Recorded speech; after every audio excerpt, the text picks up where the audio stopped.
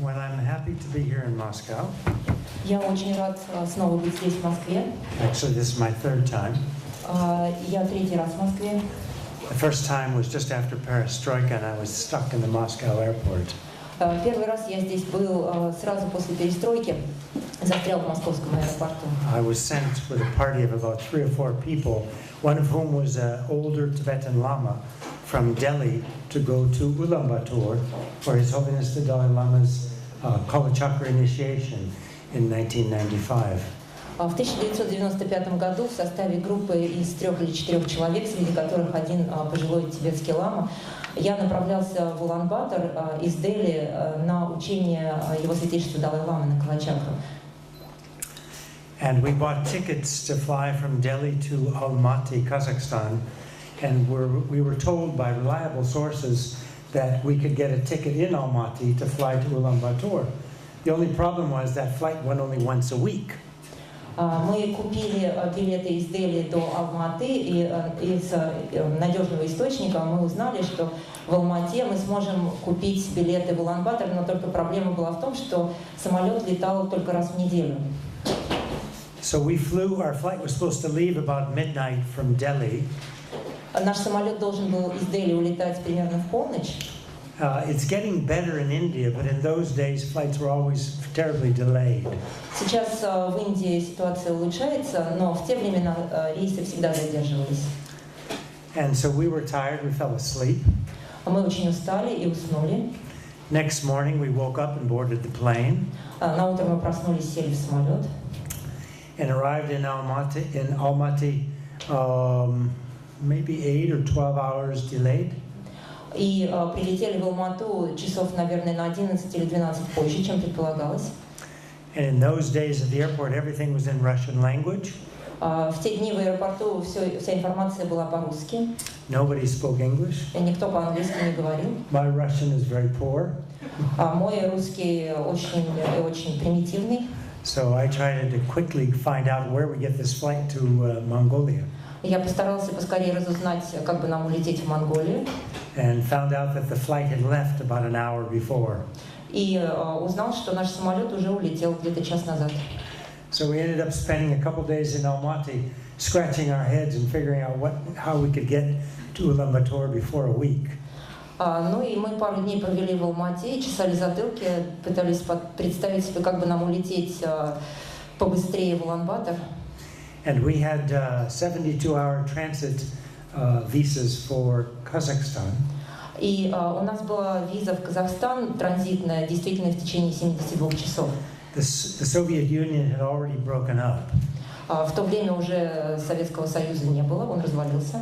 But the travel agent we consulted said maybe it'll still work, so it'll allow us to transit through Moscow. Но наш турагент сказал нам, что, возможно, эта виза позволит нам все же поехать через Москву. And we arrived here, and we were met by a very tall man who was a travel agent, and I guess worked with the Almaty travel agent. Нас встречал человек очень высокий, который, кажется, работал в турагентстве в Алмате. And everything worked out fine. И в итоге все сложилось очень хорошо. But I spent a day in the old Moscow airport. И тем не менее, один день я провел в старом московском аэропорте. And while I was going through immigration, a woman was also going through immigration. И когда я проходил паспортный контроль, там была еще одна женщина, Coming from Baltimore. которая прилетела из Балтимора. She told me she was a physician. Она сказала, что она доктор. She was Russian. Она была русская. And had lived 4 years in Baltimore. И жила в Балтиморе 4 года.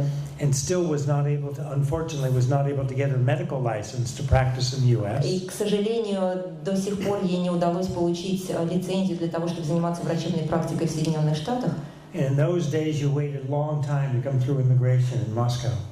Тогда, в те времена, для того, чтобы пройти через миграционный контроль, нужно было очень долго ждать в Москве. So we became good friends. Так что мы успели хорошо познакомиться и подружиться. And then we parted. We were going in different directions. А потом мы расстались и полетели каждый в своем направлении. So we had to go do this visa business and go here and there in Moscow. Got everything sorted out, and then they dropped us back at the airport.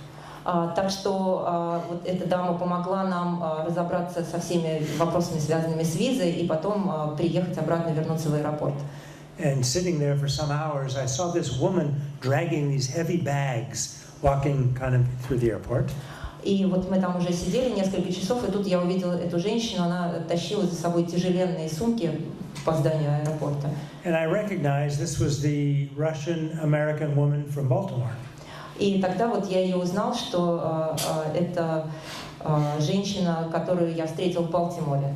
So I ran up to her and I said, "Let me help you." She's dragging these heavy luggage. Я бросился ей навстречу и предложил помочь ей нести ее тяжелые сумки.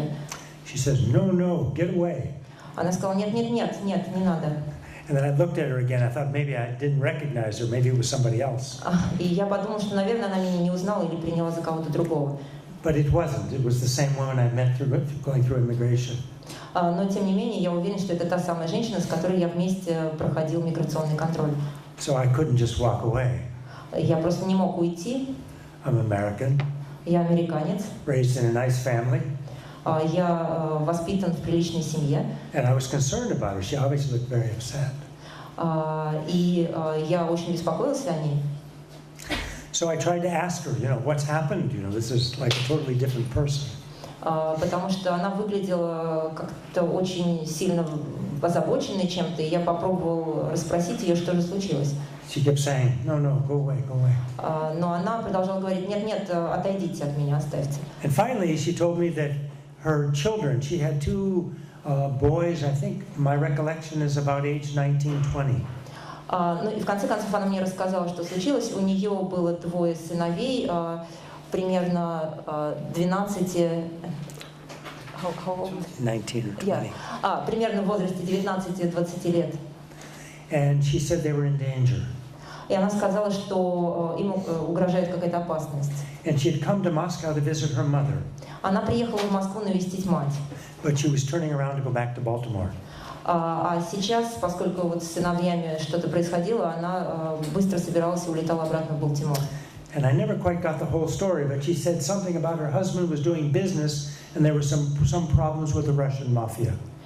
Я, в общем, так и не понял, в чем же там дело, но, вероятно, ее муж занимался бизнесом, и что-то там была замешана русская мафия. That was my first experience in Moscow. Вот такое у меня было первое приключение в Москве. And my second experience was last year. Второй раз в Москве я побывал в прошлом году. When I was taken around the Kremlin. Меня сводили в Кремль. Of course, I saw Lenin's body. Естественно, я пошел в мавзолей, посмотрел на тело Ленина. And the beautiful, was it Basel Cathedral? И собор Василия Блаженного я тоже видел, очень красивый. And so this is my third visit. И вот сейчас я в третий раз в Москве. But actually, my family are Russian. Но я должен сказать, что у меня русские корни. 3 of my 4 grandparents. 3 из моих бабушек и дедушек, 3 из них, are from Latvia. Родом из Латвии. And my grandfather, he left, I think he was around 19, went to America. But before that, he served in the Russian army. Я думаю, что он уехал в Америку, когда ему было лет 19, не помню точно, но он служил в российской армии. So some connections to Russia. Так что у меня, вероятно, есть какая-то связь с Россией. So many of you, I think, came tonight because you want to hear about this thing called tukdom. Ну, я думаю, что большинство из вас пришли сюда, потому что вы хотите послушать о медитации, которую называют tukdam. So we'll talk about that. Так что мы сейчас об этом и поговорим. Let me set the stage. Давайте я сейчас как бы подготовлю вас к дальнейшему разговору. In Buddhism, we have kind of 2 different paths. В буддизме есть два вида пути. To become fully enlightened. Пути к просветлению, к полному просветлению. And one path involves meditation, concentration, wisdom, compassion. Один путь подразумевает медитацию, концентрацию, взращивание мудрости и сострадания. And the other path involves the same thing, but in addition, involves a practice to try to access more subtle states of mind. А второй путь, он включает в себя все, что включает первый, и добавляет попытку лучше узнать свои тончайшие уровни ума. And we call that path or that kind of approach, we call that tantra. И вот этот путь или подход мы называем тантра. Tantra is based in compassion. Основа тантры — это сострадание. A kind of compassion that we call universal compassion. Сострадание, которое мы называем всеобщим. A compassion that's unbiased. Непредвзятое сострадание. Doesn't just go out to our relatives or our friends. Это сострадание, которое распространяется не только на наших родных и близких, But it goes out to everyone equally. но это сострадание абсолютно ко всем существам. On what basis? На основании чего мы развиваем такое сострадание? It's understood that in one way we're all alike. Можно считать, что в каком-то смысле мы все одинаковые. I mean, there are many ways we're different. Конечно, мы различные во многом. Some of us are men, some of us are women. Кто-то из нас мужчины, кто-то женщины. Some of us are younger, some of us are older. Кто-то моложе, кто-то старше. Some of us have blonde hair, some of us have black hair. У кого-то светлые волосы, у кого-то темные. Some of us have no hair. А у кого-то вообще волос нет. There's many ways we're different. Так что во многом мы разные. Some of us are Russian. Кто-то русские, Some of us are American. кто-то американцы. And some of you are maybe from other countries. Возможно, кто-то из вас приехал из других стран. So many ways we're different. Так что во многом мы отличаемся. And usually we focus on differences. И, как правило, мы сосредоточиваемся на наших различиях. Most of us, much of the time, have this dialogue going on that judges others. Большую часть времени большинство из нас занимается тем, что выносит суждения в отношении других. She's not so pretty. Ну вот эта девушка, пожалуй, не такая симпатичная. He's not so smart. А вот он, пожалуй, не слишком умен. I'm so good. А я такой хороший. Or I'm so bad. Или наоборот, я плохой. We do all of that stuff. Мы постоянно выносим какие-то суждения. When we do that, we recognize we're focusing on differences. И когда мы это делаем, мы больше внимания уделяем нашим различиям. We're comparing and negatively judging Мы сравниваем и выносим отрицательные суждения. others and ourselves. И делаем это по отношению к другим и по отношению к нам самим. But there's something that we share all in common. Однако же у нас есть что-то, что нас объединяет. Recently, I was in Kalmykia. Я только что вернулся из Калмыкии. And in a school in Elista, one of the teachers said, when I asked the question, how are we similar? И в одной из школ в Элисте учитель, когда я задал вопрос, в чем мы одинаковые, что объединяет нас, She said, we're all human. она ответила, мы все люди. Then I asked the children, I mean young adults, not children, they were aged about 14 to 17, young adults. И потом я задал вопрос детям, но на самом деле это не такие уж и дети, это были подростки, где-то 14-17 лет. I said, is anybody here from Mars? Я спросила, здесь есть марсиане? Nobody raised their hand. Никто руку не поднял. So we all agreed we're all human. Так что мы все согласились на том, что все мы люди. So what does it mean to be human? Так что же это означает быть человеком? It means we have feelings. Это означает, что у нас есть чувства, We have emotions. у нас есть эмоции. And all of us share very similar emotions. И на самом деле все мы испытываем одинаковые эмоции. We may not always have the same ones at the same time. Это не значит, что у нас в одно и то же время у всех одинаковые эмоции. And sometimes some of us have one or two emotions a little more prominent. Возможно, у кого-то какие-то эмоции преобладают в определенный момент. Some of us may express more aggressive emotions more of the time, anger. А кто-то большую часть времени проявляет агрессивные эмоции, гневные, Jealousy, может быть, зависть, pride or arrogance. гордость или надменность. Some of us may express more of the desire or attractive emotions more of the time. Кто-то, возможно, испытывает желание или желание обладать чем-то. I can't let go of that jacket that I had when I was a kid. Я не могу расстаться с этой курткой, которая у меня была еще, когда я был маленьким. I'll just have to get a bigger house Или, например, я должен купить себе большой дом. to house all my possessions. Дом — это все, что у меня есть. So the way we're all the same is that we're human. Так что нас объединяет то, что все мы люди. And at the depth, what does it mean to be human? Так что же такое быть человеком, если посмотреть поглубже? It means that we want to be happy.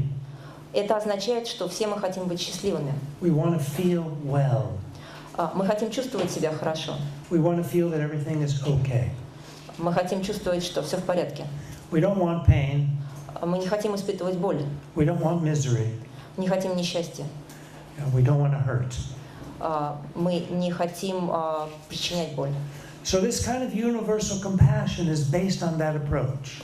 Так что вот это сострадание всеобщее основано на таком подходе. It's recognizing the similarities. На том, что мы признаем нашу общность. Particularly this similarity, we all want to be happy and we don't want to hurt. В особенности то, что все мы хотим быть счастливыми и не хотим страдать. So that's unbiased or unlimited compassion. Doesn't just go out to a few, but it goes out to everyone.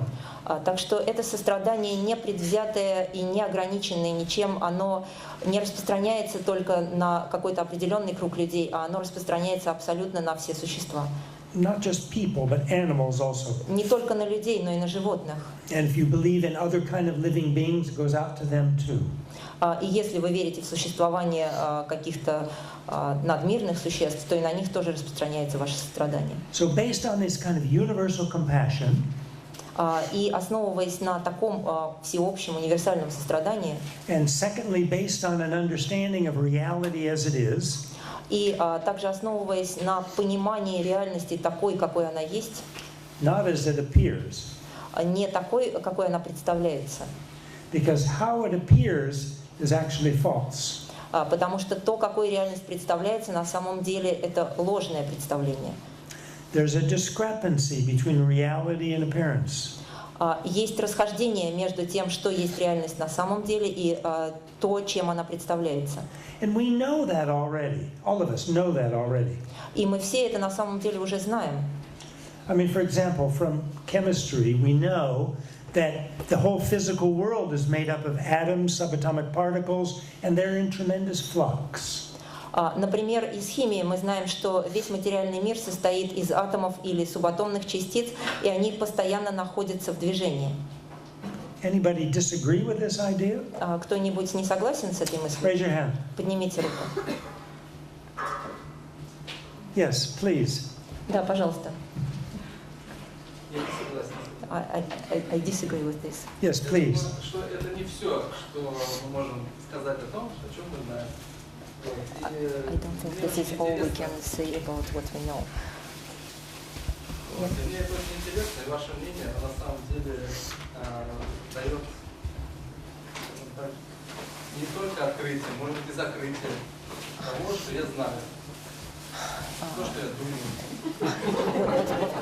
What you say is very interesting, but probably not only opens, but also closes what I know and what maybe I don't know. Okay. Good. Thank you. Спасибо. Stay tuned. Да, пожалуйста, продолжайте слушать We're not внимательно. finished yet. Мы еще не закончили. The airplane's just taking off. Наш самолет только идет на взлет. Enjoy the flight, and then we'll see afterwards. Да, и надеемся, что полет вам понравится. И поговорим потом. But thank you for that Спасибо comment. большое за ваш комментарий. So we kind of know conceptually, at least most of us know conceptually, that everything is changing on the atomic level. Но таким образом мы все знаем, или по крайней мере большинство из нас знает на уровне концепции, что на атомном уровне все постоянно меняется. Now, please, everybody, look at that pillar in the center of the room. Please look at it. Пожалуйста, все посмотрите вот на столб в середине этого зала. How does it look to you? What's the appearance of the pillar? Как вы думаете, на что это похоже? Как это выглядит? Does it look like it's in flux, that it's changing? Похоже ли на то, что он постоянно меняется, что там происходят какие-то постоянные изменения? No. Does anybody see it changing? Кто-нибудь видит какие-нибудь изменения? Нет. No.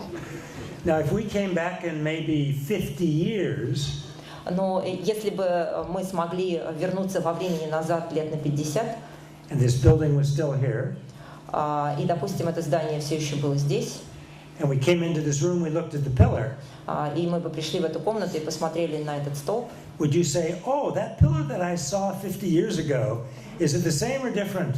мы бы посмотрели, о, это то, что мы видели 50 лет назад, это он такой же или он другой? They say it's different. Different, yeah, probably would look different.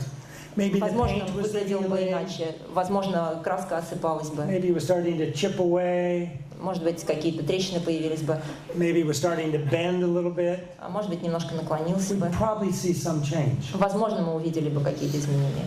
There are people that meditate, yes, Люди, которые занимаются медитацией on this subtle kind of impermanence, that is momentary change. и размышляют вот о таких тонких уровнях непостоянства, на которых происходят ежемгновенные изменения. And they can recognize this pillar changing moment to moment. Вот эти люди смогли бы увидеть, что этот столб меняется ежесекундно. Now, it may be that it's because there's molecular flux or change. Это возможно, потому что происходят какие-то изменения на молекулярном уровне. But it also may be that the mind is changing moment to moment, the mind that's perceiving that pillar. Но возможно также и то, что ум, который воспринимает этот столб, меняется от мгновения к мгновению. So then the question is raised, that pillar over there, Так вот вопрос, вот этот столб, который мы видим в центре зала, is it really there? он действительно там находится? What do you think? Что вы думаете по этому поводу? Is that pillar over there really there? Кто считает, что этот столб там реально находится? Is it there? Say, if you think it's there, raise your hand. Если вы считаете, что он там, поднимите руку. Okay, be honest. Да, честно так, только честно с собой. How many people think that pillar over there is not really there? А есть кто-то, кто считает, что этот столб, что его там нет? Okay. How many people? Сколько? Okay, Я a не number вижу. of hands. Good, Да, good, good. достаточно много людей. Does someone want to give me a reason why they think the pillar over there is not there? Кто-нибудь может мне сказать, почему вы считаете, что этот столб, его там нет? Please, stand up. Пожалуйста, Please stand up. поднимитесь и скажите. Stand up. Пожалуйста. Yes, please. Ну, потому что вообще все, что мы воспринимаем, это проекция нашего ума. И в принципе, все, что я не вижу, ну, пример такой, я не вижу сейчас свет, я воспринимаю электроны, которые посылаются в мой мозг. И в принципе, я не могу объективно сказать, что он действительно здесь есть. То есть у меня есть определенное сомнение. So I'm perceiving what I'm perceiving is just the flux of the photons, these particles flying to my eyes. So I can say that it is not there actually. It's what I perceive. I perceive the electrons. So are you then saying Правильно ли я понимаю, что вы говорите, that pillar is not there, rather it's in your mind? что этот столб, он не там, а находится не здесь, а в вашем уме? Да, то есть сзади есть как бы экран, который я вижу. We have a part in our head, like sort of a monitor which shows me this picture. Okay, very nice. Thank you. Спасибо большое, очень Thank you very интересно. much. Please. Да, пожалуйста. Ну и еще все вещи взаимозависимы. Сегодня он есть, а завтра его может не быть. Поэтому тоже Everything is interconnected. Today it is here and tomorrow it can be not here. So like something happens and it's not here already. Okay. Very nice. Thank you. Спасибо большое. Yes. Пожалуйста. Yes, please. Я на этот вопрос могу ответить только вопросом, что на некотором уровне вопрос реально здесь не имеет смысла. Что значит? Понимаете? То есть ответ на уровне, что такое реально здесь существует или нет, этот вопрос очень непросто. This is not a very easy question actually. Yes, it's a very difficult question. Да, вы правы, это очень трудный вопрос. Yes, please. Комментарий скорее. Вот если Что, в принципе, здесь как бы есть такие два этапа. С одной стороны, there are two stages. Yes. If we talk about the pillar as an object, we can say that it is here. But if we talk about our perception of the pillar, I cannot say that it is here. It's rather a dynamic process. Okay. Okay, very good. Thank Спасибо you. большое. Please. А вот такой комментарий, что если человек верит, что есть столба, этого нет на этом месте, пускай закроет глаза и вот наклонит голову и вот пробежится по этому месту. If somebody feels that the pillar is not here, like close the eyes and just go and try to go through it. Если правда не верит, так If you believe that it's not here, like do it. This is a very practical, wonderful point. Очень практичный подход. But this is only true for ordinary people. Но это относится только к обычным людям. Yogis and yoginis that do deep meditation, Йоги, находящиеся в состоянии глубокой медитации, their bodies do not get obstructed. They can actually walk through walls, walk through pillars. их тело переходит на такой тонкий уровень, что они на самом деле могут беспрепятственно проходить через стены. Difficult to understand, Это but очень true. трудно понять, но это действительно так. The Buddha. Anybody else have an idea? Yes, Еще please. кто-то хочет высказаться? Я хотела сказать, что с точки зрения квантовой механики From the нельзя point of view of quantum mechanics, we cannot say только в одном месте. that an object is in a concrete place. Yes. It can be in many places. We only can say with some part of Statistics, possibility, yes. possibility, say that it is Probability. here. Yeah, probability, yes. Wonderful. Thank you very Да, much. прекрасный ответ. Спасибо большое. Actually, Buddhist philosophy of reality and quantum physics are very, very close. На самом деле буддийская наука о действительности, о реальности и квантовая физика очень близки друг к другу. I'm sure not the same, but very, very close.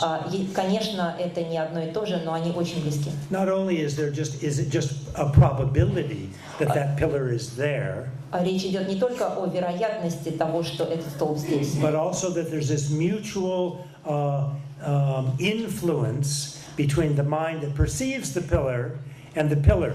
That influence goes both ways. но также есть и взаимное влияние, которое оказывает ум, воспринимающий этот столб, на сам объект, который он воспринимает, и, соответственно, обратное влияние этого столба на ум, воспринимающий объект. And these concepts are compatible with both, at least my understanding. I'm not a physicist, but I have some science background. My understanding with quantum physics, and also it's very compatible with Buddhist philosophy. Я сам не физик, но немножко изучал физику, и мне кажется, что вот эта концепция, она очень близка одновременно и квантовой физике, и буддийскому подходу. Yes, please. Да, пожалуйста. Знаете, я думаю, что это столб здесь. I think the pillar is here. Не может здесь не быть. It cannot Потому что not be он here поддерживает балку because перехода. it holds the ceiling. And without this pillar, everything would collapse. Здесь нет нас. I think that most probably we are not here. How do you know there's a ceiling there? Откуда вы знаете, что потолок там есть? Thank you. That's very common sense, and that's very important. Спасибо большое за ваши комментарии. Они очень практичные и очень важные, и очень разумные. I mean, we can't get too crazy, you know? Но давайте, да, не будем сходить с ума. Yes. You know, the Buddha talked, when he began kind of a lot of his teachings on reality, he talked about the notion of there being two truths. Когда Будда начал давать учение о реальности, он говорил о том, что есть две истины.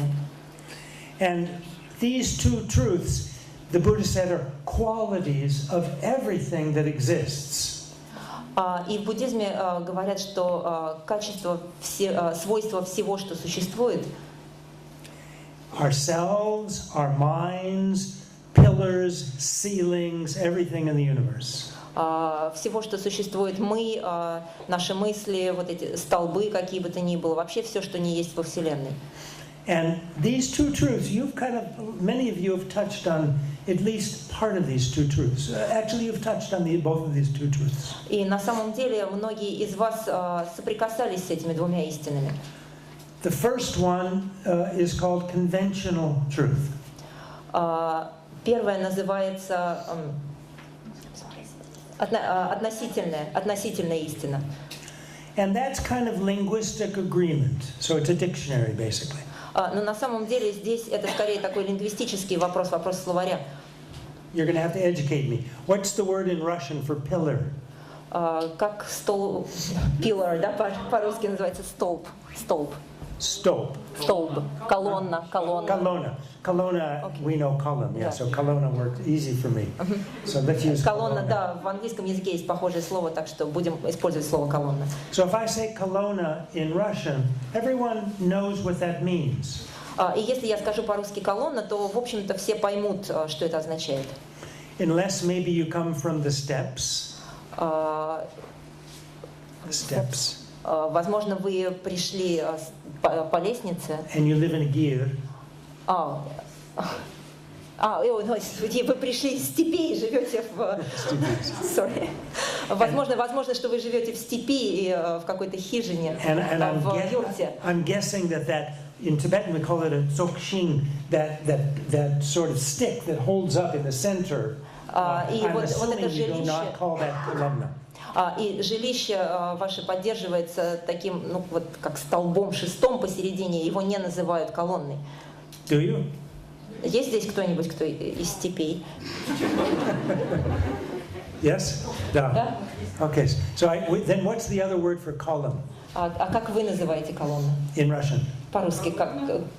No, it's колонна. Да. Well, I need another word that is not the same as the center of the gear. Шест. Шест. Chest. Okay, so let's call this a chest. Будем называть это шестом. Chest.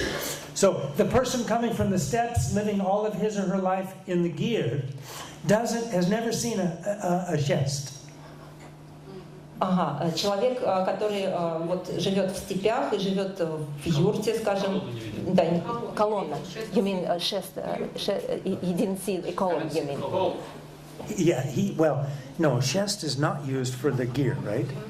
I need a word that describes this, that is not used to describe the central post. Colonna is not used. In the gear. Yeah, colonna, yes. So we'll Okay. So thank you. So we'll call this colonna. Так что, в общем, разобрались, кажется, также все-таки будем называть это колонной. My Russian's very limited. Простите, пожалуйста, да, это такие лингвистические. So the person coming from the steppes, living all of his or her life in the gear.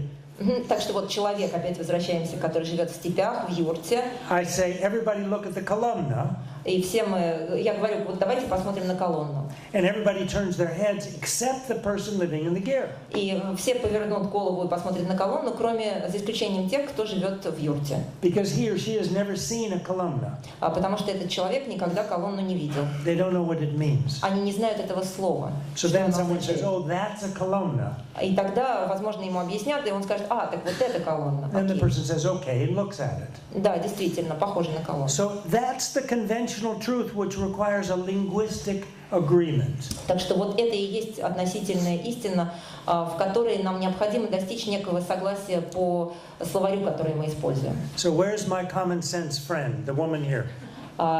Там вот была девушка, которая очень разумные вещи говорила. Yes. So on a conventional level, of course, there's a pillar there. We all agree, or a columna there. We all agree on that. Так что, конечно, на относительном уровне, да, действительно, здесь есть колонна, и мы все с этим согласны. But then if we ask the question, well, what about that columna? What's it made of? What's it really like? Но давайте дальше зададимся вопросом, а что же из себя в действительности представляет эта колонна, из чего она сделана? So now we're asking a little deeper question. Мы теперь как бы задаем вопросы более глубокие. We're not just saying, is that, using a name, is that a correct name for that thing over there? We're not asking simply that question anymore. Мы уже не задаемся вопросом, правильное ли название мы используем для того, чтобы назвать этот объект. We're asking a little deeper question. Мы пытаемся пойти немножко глубже. What's that column all about? Что из себя представляет эта колонна? Well, you might say it's concrete or cement. Ну, возможно, это бетон или цемент. Or plaster. Может быть, это гипс. Maybe some metal inside. Возможно, внутри есть металлические конструкции. Some paint on the outside. А снаружи краской покрыто. Okay. Да, хорошо. But I want to know a little bit more. Tell me more about this pillar. Но давайте еще побольше попробуем узнать об этой колонне. So at this point, we're crossing the border. И вот здесь мы пересекаем своего рода границу. We're leaving Moscow. Мы живем в Москве. We're going out into the country, И едем за город, the wild, unknown country. в дикие незнакомые места. And we're asking deeper questions. Мы задаемся вопросами более глубокого свойства. We're entering the world of ultimate reality or ultimate truth. Мы вступаем в область альтернативной, абсолютной реальности или абсолютной истины. And then my friend over here that said this was nothing more, this columna was nothing more than a projection of the mind. И вот молодой человек справа сказал, что этой колонны нет, это всего лишь проекция моего ума. And actually there's no columna there, but it's rather in my mind. Этой колонны там нет, она существует в моем уме. This is looking at more of an existential question. Это такой экзистенциальный вопрос. How does this pillar actually exist? Каким образом существует эта колонна? And our friend the physicist over here talked about, relativity. Вот девушка-физик говорила о относительности And probability. и вероятности. And I mentioned mutual influence, mind and the object mutually influencing each other. А я говорила о том, что есть взаимное влияние ума и объекта друг на друга. These are all questions of deeper questions of how does this columna really exist? In what way?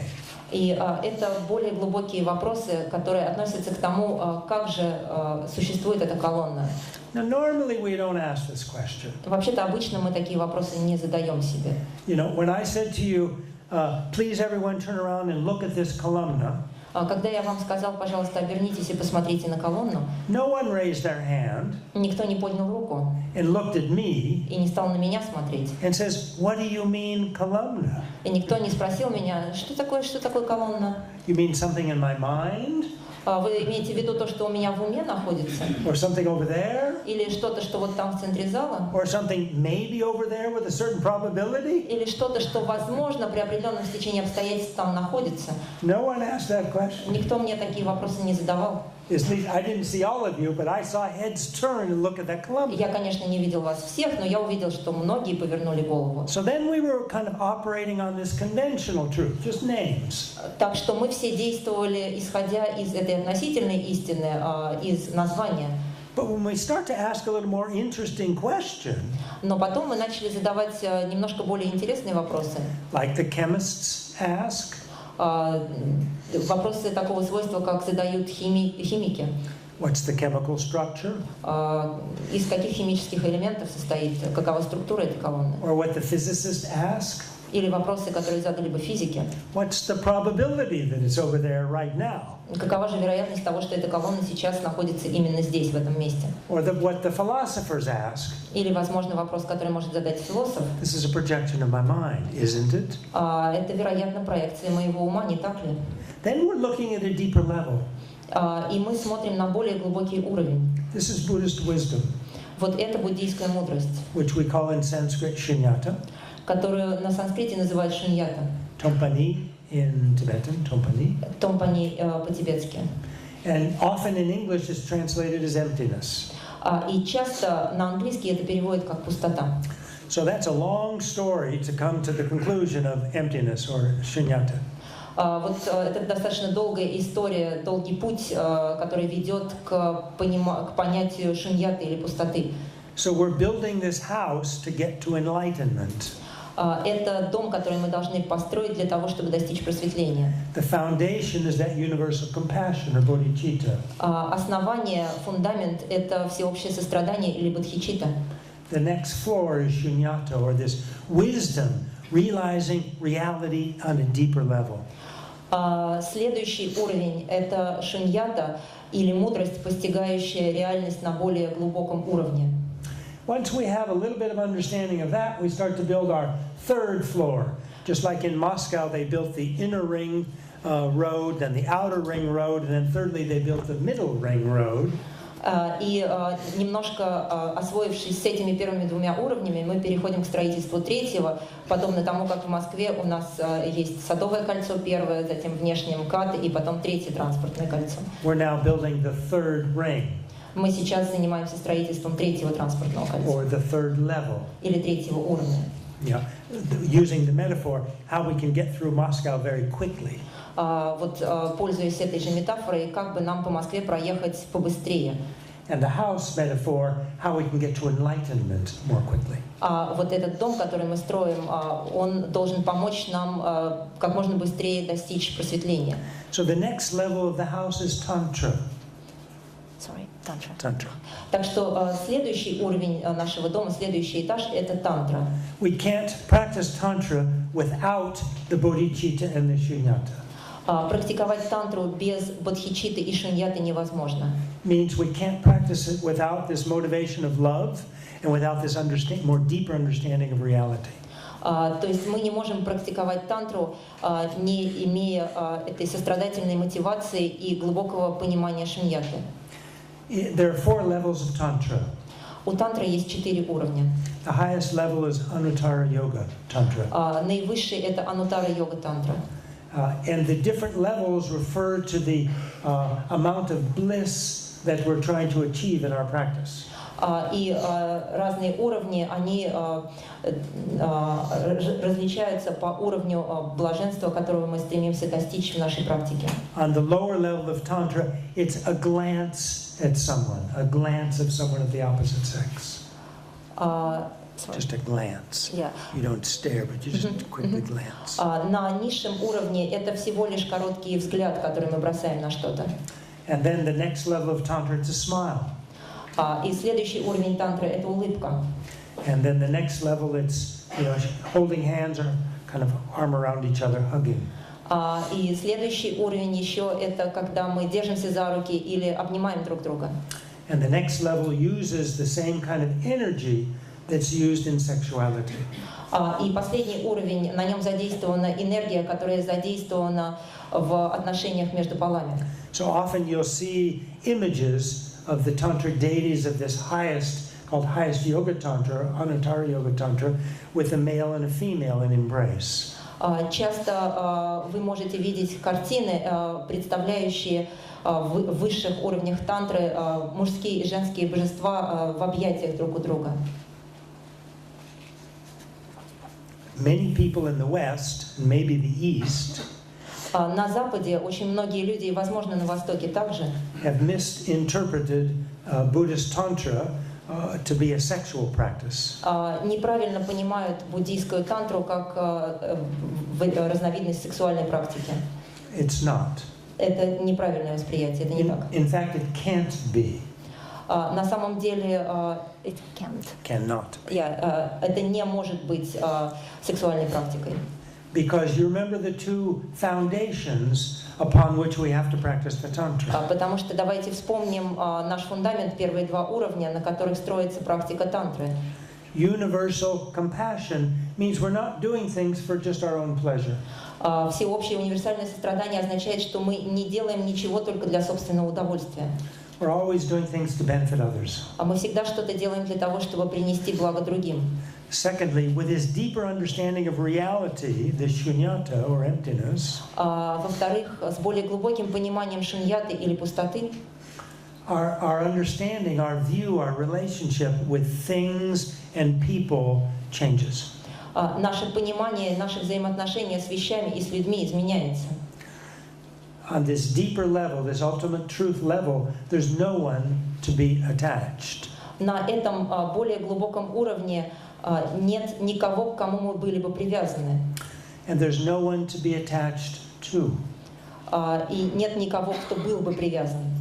And there's no action of attachment.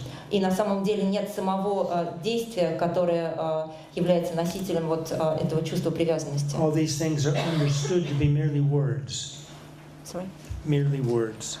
All these things are understood to be merely words. Мы понимаем, что все это лишь слова.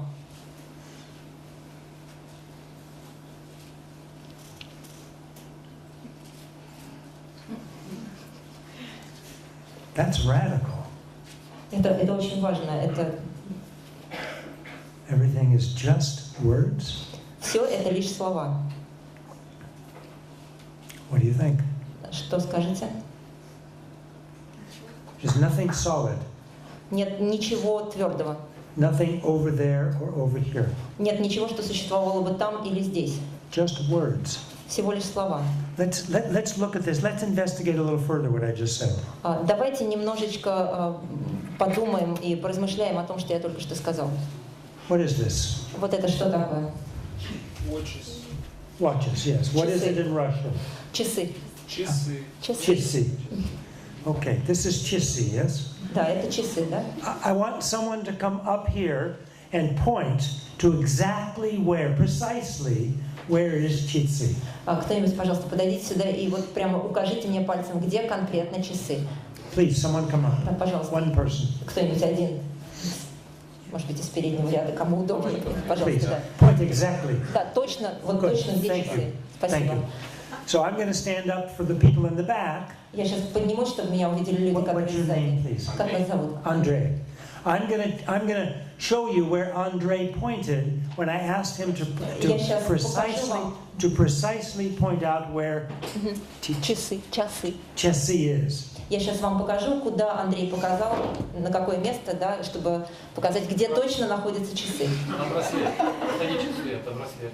Да, ну вот мы видим, что это браслет, нам подсказывают спереди. So my question to Andre is this. Вот я хочу Андрея спросить. Is this chesi? Вот именно конкретно вот эта точка часы.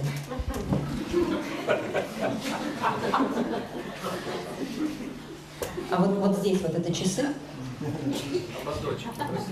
So I would like him to answer, please. Ответьте, пожалуйста. Да, в этом месте часы. Yes, it is часы as И это well. тоже часы. It is. Thank you. Then my third question to Andre is, how many watches do I have in my hand? One or two? Тогда я у Андрея спрошу, а сколько у меня часов в руках? Две штуки или три? Одни. And he says one. Yeah. Yet he pointed to two different places when he answered the question, where is Chesi? Он говорит, что у меня одни часы в руках, но тем не менее показал на две разные точки. Точки часов почему? Давайте определим, что такое часы для начала. Тогда. First, we have to give a definition what is watch. Actually. Okay. И второе, когда вы говорите, вот покажите мне эти часы, имеется в виду вот место в пространстве. When you have to point where the chassis is, the watch is it a place in space? We just need to agree on terms. Okay, let me give a definition of Chesi. Хорошо, давайте сейчас я вам дам определение того, что такое часы. And this is going to be actually not Chesi, but how do you say wristwatch? Наручные часы. It's easy to say часы, I think. Okay, Chesi, okay. So here's the definition. It tells time. Вот определение, это показывает время. And this one fits around my wrist. И я ношу это на запястье. And it has an hour hand and a minute hand. И тут есть минутная стрелка и часовая стрелка. And if we were to open it up, there'd be many gears. А если мы откроем это, то увидим там механизм. So this is Chesi. Вот это вот все часы. Okay. Now, do you want to come up again and point exactly, precisely where is Chesi? Вы могли бы еще раз подойти и вот точно показать, где часы. Часы в каком месте? В пространстве или где? Вот, или что? Вот показывают часы конкретно. Вот, да, вот хорошо. Точка. Точка? Нет точки. There is no point. Это много точек. Это много There are many точек. points. It's just Много? Нет, много точек. it's many points. Thank you. Thank you. Спасибо большое. So Andre is saying there's many points. Андрей говорит, что здесь много точек, нельзя указать на одну. So my question is, how many watches? Many? И вот еще раз повторяю вопрос, а часов сколько? Много или только одни? One. Okay. Одни. So it seems to be getting a little confusing when we ask the question, where exactly is Chesi? Ну, в итоге вот у нас какое-то получилось некоторое замешательство, когда мы задали вопрос, где же конкретно часы. Why? А почему это произошло? Потому что мы немного запутались please, could you stand up, please? Thank you. Мне кажется, потому что мы немного запутались в том, что часы это не какая-то определенная точка, это объект. Because we are a bit confused because chassis it's not a point, it's an object. Как объект, как сказать, опутывают. As an object, it includes, it's an object which is around your wrist, you see. Okay. It's not a point, it's actually... It's not a point, it's an object around my wrist. Да, то есть это не точка, это некий объект, который находится у меня на руке, вокруг моего запястья.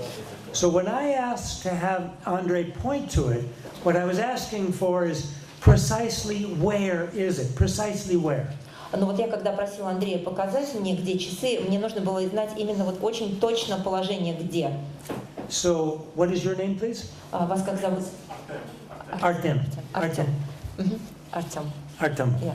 Artem, would you like to come up and point to where you think Вы могли бы подойти и показать, the Jesse is? где вот как вы считаете часы находятся? And I'll put it back on my wrist if it's easier. Я могу надеть их опять на руку, если так проще. Я думаю, что в этом нет необходимости. Условиться о следующем, что как бы, поскольку часы это больше, чем какая-то точка. We need to agree that because the wrist is more than one point we can point to. We cannot point to the wrist as a point. I just can... На приблизительное их место I just can show you it's like approximate point. Как бы сделать такую некую дугу. To show you where the wristwatch is exactly, I will have to like encircle your wrist. You know, like it's not a point. Okay. We'll just Thank need you. to point to the whole object. Thank you. Thank you. You'll need to point to the whole object. То есть вам нужно будет как бы показать на весь объект целиком. So the problem that Artem is suggesting is that we're not accurate enough at identifying where the chassis is. Артем говорит, что мы недостаточно точно определяем, где часы находятся. And we have to point to a number of places kind of in a circle around the wrist. То есть мы должны показать не на одну точку указать, а указать на множество точек, которые находятся, расположены вокруг запястья. And then that would solve the problem. И тогда это решит нашу проблему. Maybe. Возможно. Let's go further. Так давайте продолжим. Thank you. Thank you. There is a question over there. Yes, please. Часы в голове. The wrist is in our head. The wrist is in our mind. I see. The wristwatch. I see. So this doesn't exist? Так что это не существует. Это относительно. It exists conventionally. It exists conventionally. Thank you very much. Thank you. Да, это действительно относительно существует. What does it mean to exist conventionally? А что значит, что это существует на относительном уровне? Пока существует восприятие такое, как сейчас, часы будут одновременно сначала говорят, а потом as long as there is a perception like we have now, the wristwatch will be first in our mind and then on your wrist. It depends on the level of your perception. Okay, good. Thank you. Thank you. Thank you. Maybe the problem is that we just labeling, giving the name chassis to it, like wristwatch. Maybe this is the problem that we are giving. Okay, so if the problem is we're just giving it a name or a label, could you explain a little bit more why we're having trouble accurately pointing to it? Ну хорошо, если проблема в том, что мы этому дали имя, да, или какой-то ярлык наклеили на это, то почему же у нас возникает проблема с тем, чтобы показать конкретно на этот предмет? You know, in America there used to be a game show. В Америке была такая игра. And maybe it showed on TV in Russia. Возможно, и в России тоже по телевизору это шоу показывали. It was maybe at least the first popular quiz show. Это было, возможно, одно из первых популярных интеллектуальных таких шоу, на которых задают вопросы. And it was called the $64,000 question. И называлось вопрос на $64 тысячи. It was probably from the 60s or 70s, long time ago. Это где-то было в 60-е и 70-е годы, в общем, давно. when $64,000 was really a lot of money. Когда $64 тысячи это действительно была такая приличная сумма денег. Did it ever play in Russia? Have you seen it on TV? Вы когда-нибудь в России No. это видели по телевизору? But it's We have something similar. Yes. How to become a millionaire. yeah, yeah. There are many similar. Да, есть Yes. много похожих программ. So this particular one, they would play music. They'd ask the question. Вот конкретно в этом шоу, о котором я говорю, там задавали вопросы о музыке, которая звучала. And you'd have a certain time in which you had to answer. Oh, yeah, we have a similar one. Guess the melody. Guess the melody. Okay, so in this one $64,000 question, they give you, I don't know, 5 or 10 seconds to answer. И вот в этом шоу вопрос на $64 тысячи давали, может быть, где-то 5 секунд на то, чтобы ответить. And they play the music. Dun, dun, dun, dun, dun, dun, dun, dun, dun, dun, dun. And if the da, you had to give the answer. И вот они вот так вот играли эту музыку, и вот в конце, прямо вот как только закончила звучать последняя нота, ну, нужно было уже дать ответ. What's your name, please? Вас как зовут, пожалуйста? Владимир. Vladimir. So Vladimir is asking the $64,000 question. Так вот, Владимир-то задал как раз вопрос на $64 тысячи. He's saying, maybe the problem is that this is just a name. It's just a label. Chesney? Часы. Chessie. Sorry, Chessie. Он сказал, что, возможно, проблема заключается в том, что часы — это всего лишь название, слово. And I asked him if he could say a little more about that. И я его спросил, может ли он сказать что-то еще, чуть побольше об этом. And that's actually the $64,000 И вот question. это вот вопрос на $64 тысячи. To understanding ultimate reality. Понять истинную реальность, истинную природу реальности. From the Buddhist perspective. Какова она есть с буддийской точки зрения. Which, as I said earlier, is not far away from the quantum, physics understanding. Которое, как я уже сказала раньше, это понимание, оно не так далеко от понимания квантовой физики. So we're getting close. Так что вот мы уже приближаемся. So to my friend over here, the airplane's now at 35,000 feet. Так что сейчас наш самолет летит на высоте 10 тысяч метров. And we're moving. И мы двигаемся вперед. Full blast. Полным ходом движемся вперед. Okay, good. So we're getting to Tukdam. Ну вот мы теперь приближаемся к медитации Тухдам. But I want to set the stage. Но опять я хочу немножко подготовить почву. So with some understanding that everything is just a name. Понимая, что все, что нас окружает, это всего лишь название, слова. And this wide open heart loving everybody. И есть широко открытое сердце, которое любит всех. We're now going to practice tantra. Вот с этими двумя условиями мы можем практиковать тантру. The fourth and highest of the 4 levels. Четвертый и наивысший из всех уровней тантры. Anuttara Yoga Tantra or highest Yoga Tantra. Анутара йога тантра или высшая йога тантра. And the reason we're going to do this is that we're going to try to understand this shunyata, this emptiness, that everything is just a name. We're going to try to understand it more deeply. И заниматься тантрой мы будем для того, чтобы понять, что вот More deeply, we're trying to understand it. Для того, чтобы понять, что более глубоко понять, что такое шуньята или пустота. Because when we use our ordinary, regular, everyday mind, потому что если мы пользуемся тем способом мышления, который мы используем в нашей повседневной жизни, filled with thoughts and concepts, которое наполнено разными мыслями и концепциями, it's a very rough mind. Это очень грубый уровень ума. It's a very gross or coarse mind. Это очень грубый уровень сознания. It's not very settled, not very deep. Он не спокойный и не глубокий. So its power of understanding is limited. И его способность к пониманию очень ограничена. So we're going through our tantra practice to try to access a much more deeper or more subtle mind. И в практике тантры мы пытаемся достичь наиболее глубоких, наиболее тонких уровней сознания. Now, as you can imagine, and I think probably many of you know, that more subtle mind is going to be, number one, non-conceptual.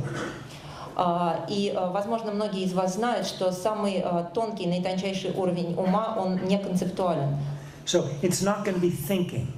Там нет размышлений, мыслей. Okay, what's an example so we know what I'm talking about? Давайте приведем пример для того, чтобы было ясно, о чем я говорю. What's an example of our mind when it's non-conceptual? Что можно привести в пример сознания ума неконцептуального? More subtle. Более тонкого уровня ума. Excuse me? The dream. Yes, very good. Да, очень хороший ответ, спасибо. The mind is more subtle in dream. Во сне наш ум действительно находится на более тонком уровне. But it's still conceptual. Но по-прежнему остается не свободным от концепций. What's an even more subtle mind than dream that would be non-conceptual? Какой еще более тонкий уровень ума, чем сон, который будет лишен концепций? The death. Death. Death. Yes, death is the most subtle mind. It is non-conceptual, and I'll come back to that. Thank you very much. Да, спасибо большое. Смерть — это действительно самый тонкий уровень ума, и он лишен концепции, и мы к этому еще вернемся. Someone else said something over here, I think. When we faint. Fainting, yes. When we faint, we're not thinking. Да, действительно, когда мы теряем сознание, падаем в обморок, мы не думаем. So it's a non-conceptual Это mind. не концептуальный уровень ума. And it's a fairly subtle mind, yes. И это действительно достаточно тонкий уровень ума. Good. Any other examples of a non-conceptual mind? Снизing. Кто-нибудь сможет еще другие дать примеры? Да, чихание.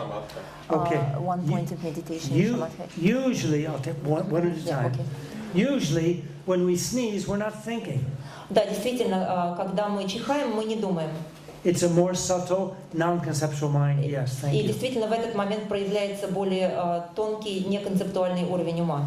Now, the suggestion here was when we're doing one-pointed meditation. Также здесь сказали о том, что этот уровень ума проявляется, когда мы заняты однонаправленной концентрацией. And I would add, and we're being successful. И если мы действительно успешны в этой медитации, если нас ничто не отвлекает, We're not carried away by a thought. если нас не уносят куда-то в сторону наши мысли, Then yes, that's a more subtle mind. It's not thinking. It's therefore non-conceptual. и Very тогда, good. да, действительно, это более тонкий уровень сознания, там нету мыслей, и, да, действительно, это хороший пример неконцептуального сознания. Yes, please. Я думаю, любовь. I think love. Love. Say a little bit more, please. Можно чуть-чуть поподробнее, что вы I think you're right. Yes, yes. Возможно, вы правы. Say just a little bit more, please. Да, истинное чувство любви, оно не согласно. The real feel of love. The which? The feeling of love. Feeling of Yeah, love. the feeling of love, which is not like affected by the mind actually. Okay, very good. So you're not. Which goes In the feels heart. from the heart, yes. Very good. Да, So очень хорошо. a feeling of love from the heart, but not something conceptual in the brain. Чувство любви, которое исходит из сердца, а не какое-то концептуальное построение ума. Yes, very good. Да, Thank это you. очень хороший пример, спасибо. Yes, please. Смех. When you laugh. Laughing. Laughing. Laughing, yes. Laughing. Yes, probably. Да, возможно, Probably, смех yes. тоже может быть таким When you're примером. totally like a kid who's just totally absorbed in the laughter, 100%. Например, как ребенок, который, когда он смеется, он полностью поглощен этим смехом, и больше ничто другое его не отвлекает. Exactly, we're not thinking. Да, возможно, в этот момент мы Very good. действительно не Thank думаем. you. Очень хороший Thank you. пример. Yes, please. Когда мы спим, но нам не снятся сны. When we sleep, but we have no dreams. Okay, excellent. That's a very subtle mind. There's no thinking. Да, это тоже очень хороший пример. Это тоже тонкий уровень ума, и там нет мыслей. In sleep that's divorced of dream. Если это сон, в котором нет сновидений. Yes, please. У меня возникло идея, Артем. что таким состоянием может быть какое-то стрессовое состояние, когда мы переживаем какой-то очень серьезный стресс. When we are undergoing stress, like emotional stress. Uh-huh. Maybe some of the time we might not be thinking, but we also might be worried and thinking. So if we're not thinking, that would be non-conceptual, yes. Ну, может быть, да, действительно, потому что иногда в стрессовой ситуации мы действительно ни о чем не думаем. Тогда это будет неконцептуальное сознание. In general, the more deeper or subtle non-conceptual states are filled with joy or bliss. Но вообще-то в целом наиболее глубокие неконцептуальные состояния, они наполнены радостью и блаженством. Next time you sneeze, try to, look and see what the feeling is. It's quick. В следующий раз, когда чихаете, постарайтесь, это очень быстро, конечно, происходит, но постарайтесь посмотреть, что там у вас внутри происходит. It's often very joyful, but very quick. Иногда это очень радостный момент, но он очень быстрый. Yes. Someone mentioned orgasm. Yes. Еще тут говорили об оргазме. Yes, sexual orgasm is a non-conceptual state and obviously filled with a lot of bliss. Yes. Да, действительно, сексуальный оргазм – это тоже неконцептуальное состояние ума. Yes, please. Пение, танцы, такие Singing and dancing. Singing and dancing. Yeah, okay, very good. Thank you. Да, спасибо большое. It often, not always, but often feels very happy. И очень, не всегда, конечно, но зачастую человек, который поет или танцует, он чувствует себя счастливым. And when we're completely absorbed in it, И полностью поглощен этим танцем или песней. we're just singing and dancing, we're not thinking. Он просто поет или танцует и ни о чем не думает. Good, thank you. Очень хорошо, спасибо. Yes, maybe one or two more and then I'll continue. Давайте еще пару. Please. Женщина прорывается спросить, я сказать, и я как-то... There is a lady who wants to say something. Yes, please. У меня по жизни практика такая была, когда я занималась новыми действиями, какие никогда в жизни не делала. Ум начисто. When we do, когда вы занимались чем-то новым, Новые действия, которые никогда в жизни не when I do something, which I've never done before, something very new, I had no thoughts.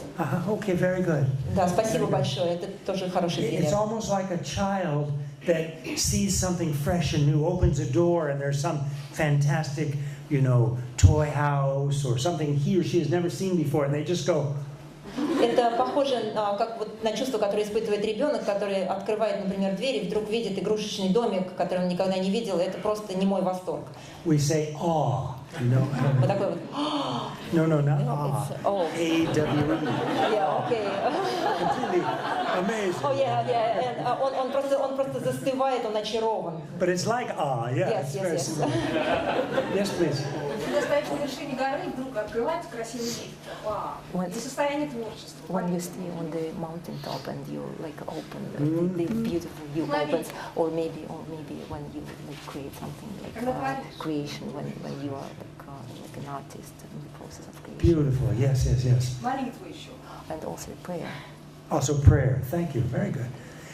Yes, please. У меня простой пример, когда зеваешь. Oh, when we yawn. Yes, also yawning, Да, sneezing and yawning. Чихание both. и зевание, да, это тоже. No one, are Russians intuitive? Русские вообще интуитивные люди. Очень. Да. Yes. Да. No one said intuition. Но никто не сказал ничего об интуиции. Intuition is a mind, there's no thinking.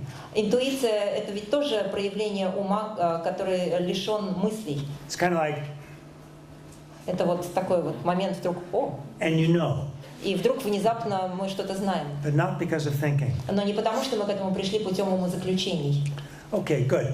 So what we're doing with our Tantra practice is we're trying to generate a more subtle mind that's non-conceptual. Так вот, в практике тантры мы пытаемся достичь вот этого тонкого уровня ума, который лишен концепций. Similar to what the mind, many of the examples you gave. Который похож на проявление ума вот в тех примерах, которые вы дали. But then we're going to go even deeper, more subtle. Но потом мы погрузимся еще глубже. So not only non-conceptual, but also non-dual. И перейдем к уровням ума, которые не только лишены концепций, но также лишены двойственности. Many kinds of non-duality. Очень много разных вариантов недвойственности. The non-duality I'm referring to here means subject-object non-duality. Но здесь я говорю о недвойственности, которая подразумевает отсутствие субъекта и объекта, разделение на субъект и объект. So in this more subtle mind that's non-conceptual and non-dual, Так вот, на этом более тонком уровне ума, который лишен концепций и не является двойственным, it means there's no awareness of me, the subject. Речь идет о том, что мы не воспринимаем себя как субъект. And there's no awareness of an object. Мы также не воспринимаем ничто как объект. So that's pretty subtle. Это очень тонко. And some of your examples maybe move in that direction. И некоторые из ваших примеров, они, в общем-то, вели вот в этом направлении. Standing on a mountaintop and just... Например, стоя на вершине горы, вот просто онемев от восхищения смотреть вокруг. Or sometimes prayer. Или, возможно, молиться. We're going to go even deeper.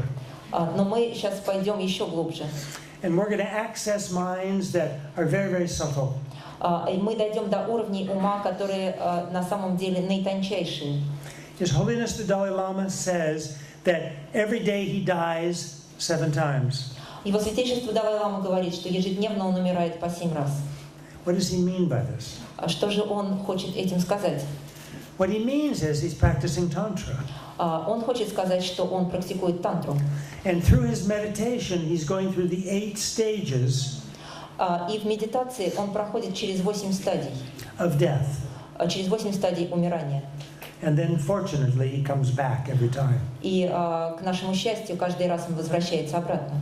And recently, in this discussion about the 15th Dalai Lama, И вот недавно, во время обсуждений по поводу 15-го Далай-Ламы, he said and wrote that the 15th Dalai Lama Его Святейшество сказал и написал, что 15-й Далай-Лама will be decided by him, the 14th Dalai Lama. Будет ли 15-й Далай-Лама и кто им будет, решение об этом примет Его Святейшество. And no decisions won't be made until at least he's 90 years old.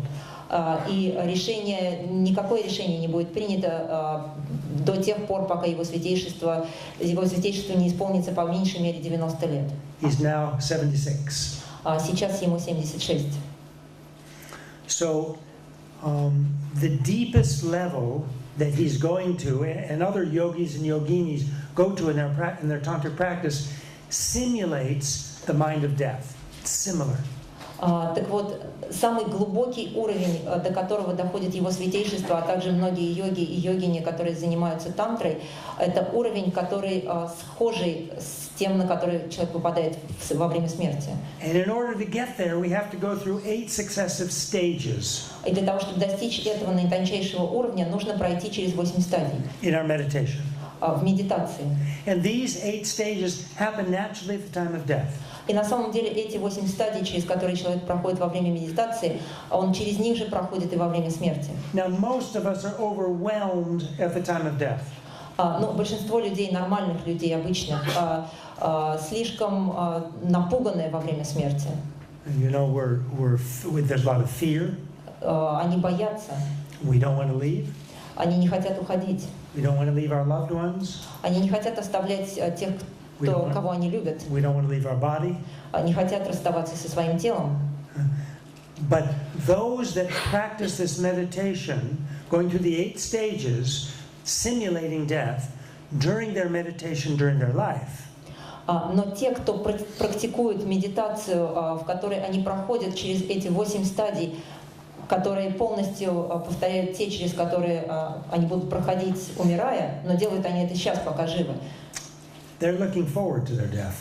Они на самом деле ждут смерти с нетерпением. No fear. Без страха. No regret. Без сожалений. Curiosity, yes. Есть любопытство, это да. And joy. И радость. Joy at trying to access this most subtle mind. Радость от предвкушения, от достижения этого уровня наитончайшего сознания. And sustain it. И также достижение и удерживание этого состояния некоторое время. And in that way not die. И вот пока это состояние удерживает практикующий, он не умирает. This is tukdam. Вот это на самом деле и есть tukdam. Tukdam is a Tibetan word. Tukdam — это тибетское слово. Tuk means mind. Тук — это ум. Here. Или сознание. I'm pointing to my heart. Вот я сейчас показываю туда, где обычно принято показывать сердце находится. This is where we talk about mind in the Tibetan Buddhist sense. Вот когда мы говорим об уме или сознании в тибетском смысле буддийском, то мы говорим не о голове, а мы говорим именно о сердце. And Dham has many meanings, but in this context it means sacred. У слова «дам» есть много разных значений, но здесь оно означает «священный». So it's a sacred mind. Так что вот это священный ум.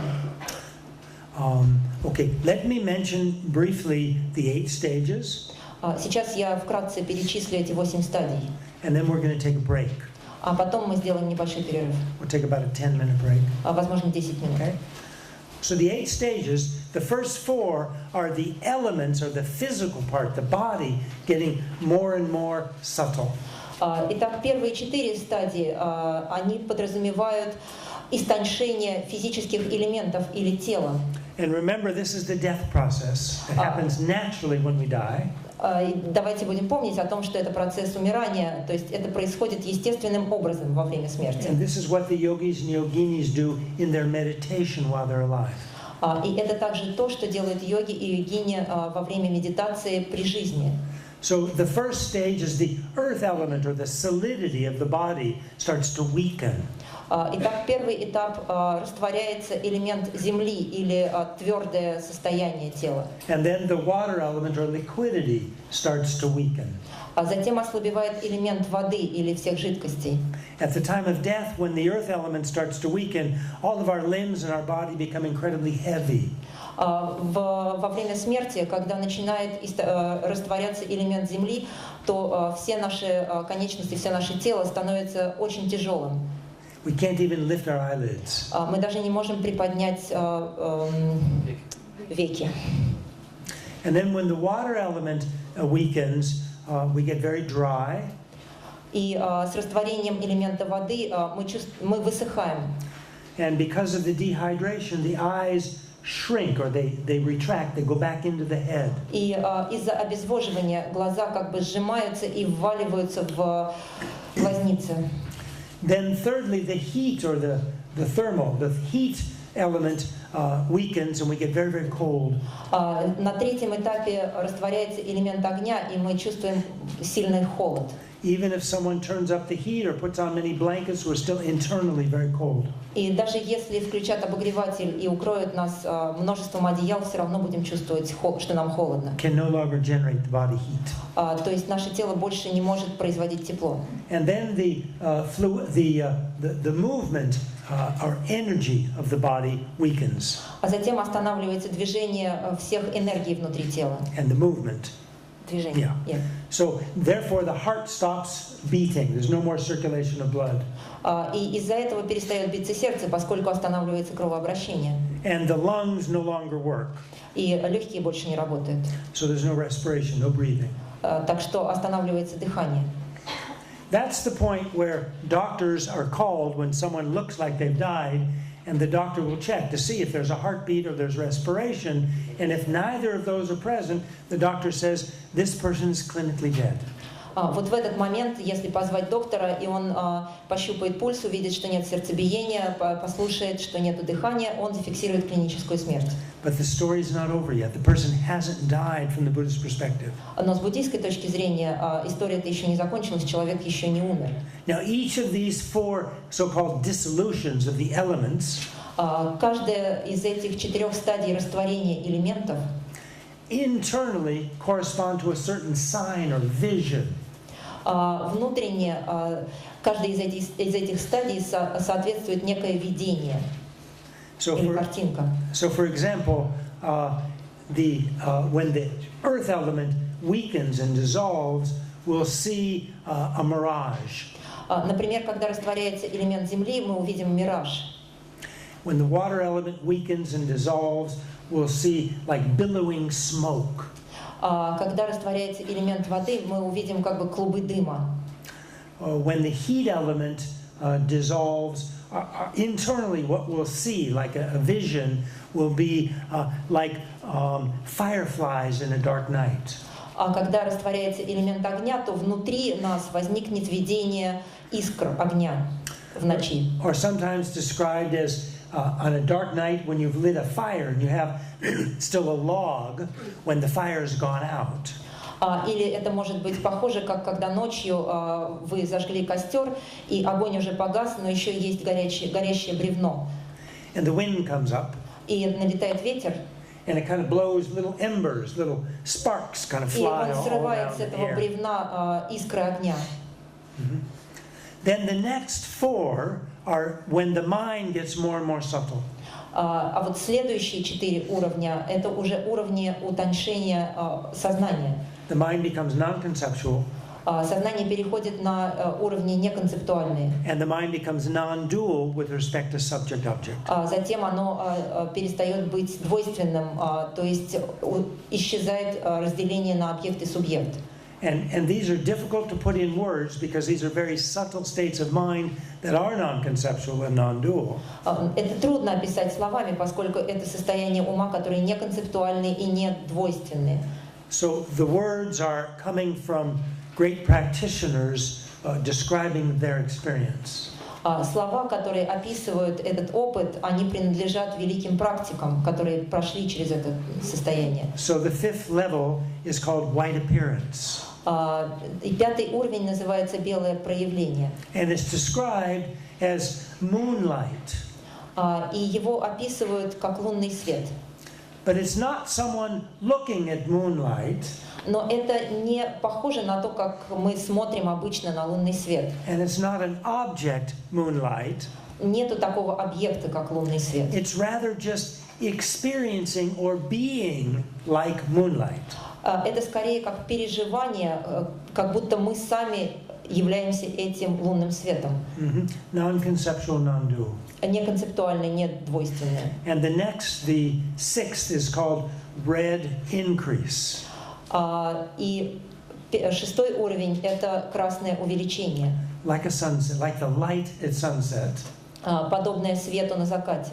But again, not that we're looking at it.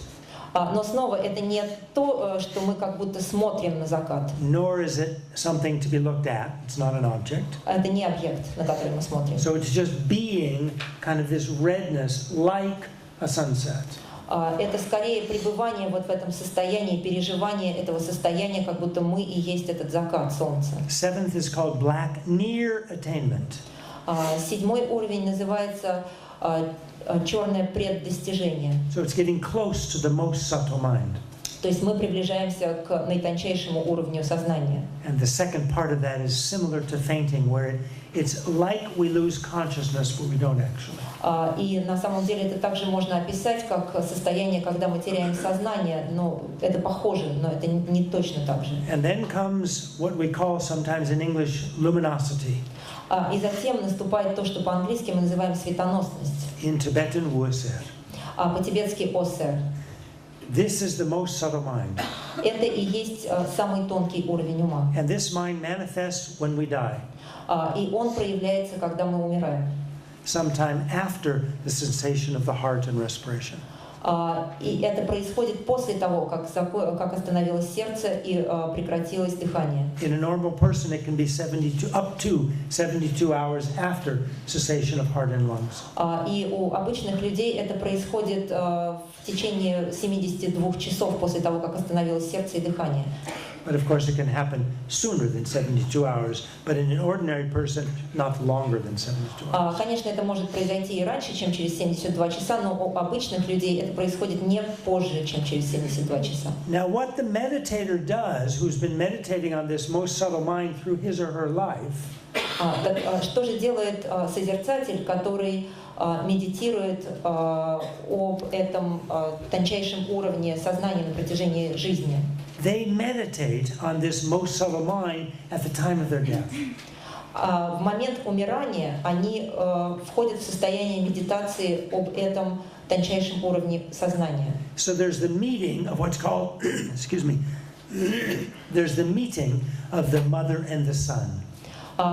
Иногда это еще называют встречей матери и сына. The mother clear light or luminosity refers to the natural mind that comes at the time of death. Мать ясный свет или светоносность относится к естественному состоянию ума, который проявляется во время смерти. And the son or daughter refers to that same mind that's cultivated through meditation. А сын или дочь относится к тому же самому состоянию ума, которого созерцатель достигает во время медитации.